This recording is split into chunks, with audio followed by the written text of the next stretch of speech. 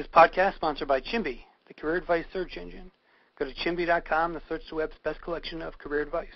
That's chimby.com. Welcome, everyone, to Secrets of the Job Hunt Podcast Edition. I'm your host, Chris Russell.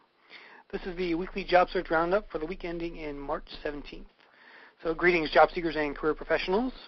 I thought winter was over here in the Northeast until today. We're in the midst of a nor'easter with lots of snow, so what better way to pass the time than doing a podcast for y'all. Some interesting items in the news this week. I want to start up by saying thanks to all my listeners. Thanks to you, my podcast feed is now number 15 on the iTunes Career Podcast category list. Right now, people are listening to the show at a rate of about 400 per day, which is really great. And I really appreciate your devotion to the show, and you've definitely inspired me to keep producing these on a weekly basis, so definitely stay tuned for more. In job board news, Monster.com is at it again. They just announced a partnership with a company called Aditio, which provides job board technology to over 200 newspaper sites out there. And they'll soon be powering job sites for the New York Times, among others. For job seekers, get ready to see more of Monster everywhere you go. They seem intent on spreading their brand everywhere online.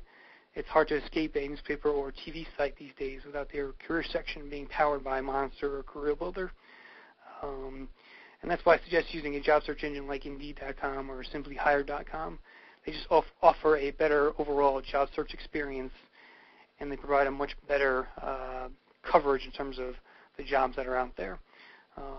Monster and Career Builder are great, but they're only a piece of the pie out there in terms of jobs. And using those sites is getting increasingly kludgy and filled with too many ads and a lot of junk out there. So I really wish they would stop allowing all those work-at-home jobs and all those schemes. And if I see a job for the Navy on 10 times on the page, I'm really going to scream. So definitely check out the other sites, Indeed and Simply Hire, for a better experience. Moving on, ever hear of JobKite.com? They're a job board geared towards small businesses. I discovered them this week while talking to a colleague. Since 50% of U.S. workers are employed by small businesses, they decided to focus on this niche. It's kind of a neat site. You can search jobs across the country, although I found it a little strange that they had jobs from major employers in there, like Verizon or whatever.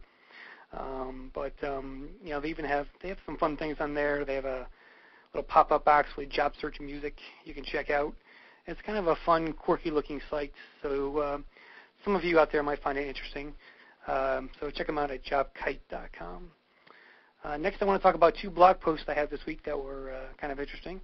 The first is email signatures.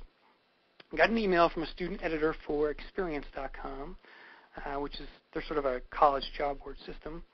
The student's name was Clint James, and at the bottom of his email was an interesting email signature, and I thought it was a great example of job search marketing, so I featured him on the blog on Thursday, I think. He had a link to his online resume hosted at emerse.com. Emerse.com is a free-hosted web resume service.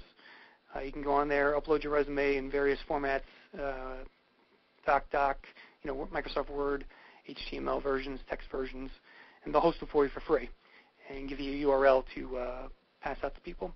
So he had that in his email signature, which is great. He had a link to his own personal profile on zoominfo.com, which gives you free personal profiles to help with your digital profile out there. And he had a link to his blog as well. And he really gets my Job Seeker of the Month award for his excellent job search marketing skills. Every job seeker should use a email signature with links to their online job search documents. It's a great way to get noticed. And no matter if you're emailing friends or relatives or whoever, it's definitely something you should be using on an ongoing basis in your job hunt. Even if you're still in school right now, definitely get that stuff ready for when you are job hunting. And video resumes are in the news again. Stories about them just won't die. There's a blog called Your HR Guy. It's written by an HR manager out in the Washington area, I think. YourHRGuy.com is the URL. And he writes about how he hates video resumes. I visit his blog a lot. It's pretty informative in terms of getting job search information on there. He does offer a lot of tips. So I wanted to share his quote with you anyway on what he says about video resumes, because I think it's pretty important. He says, I maintain and will continue to do so until my fingers are bloody little nubs that the time spent on perfecting your video resume is better used to perfect your paper resume and cover letter with time left to network with professionals in the field. So I think his advice is really a reality check for the whole video resume crowd. There's a lot of talk about them right now, but there's just not enough people know how to do them correctly for them to work. If you think you can do it on a timely and professional basis, go ahead, but definitely think about it before you even try and attempt it, so to speak. So just keep that in mind. All right, well, that will do it for this edition of Secrets of the Job Hunt. Stay tuned to secretsofthejobhunt.com for more interesting career topics. Definitely check out the blog there. It's got over 500 pages of career advice from the past 2 years, so definitely give it a read.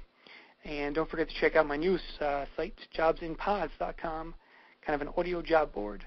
So that's it for this week. Thanks for listening, and we'll talk to you soon.